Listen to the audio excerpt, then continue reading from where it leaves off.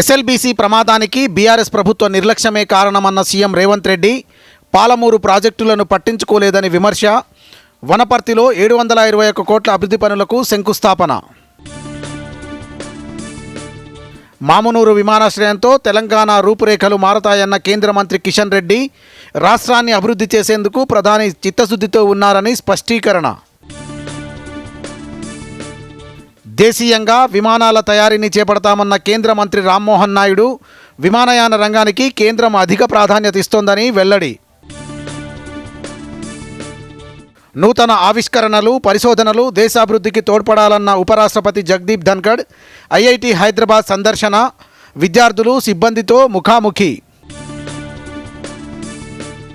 అర్ధ సెంచరీతో భారత్ను ఆదుకున్న శ్రేయస్ అయ్యర్, రాణించిన హార్దిక్ పాండ్యా, అక్షర్ పటేల్, న్యూజిలాండ్ ముందు 250 పరుగుల లక్ష్యం.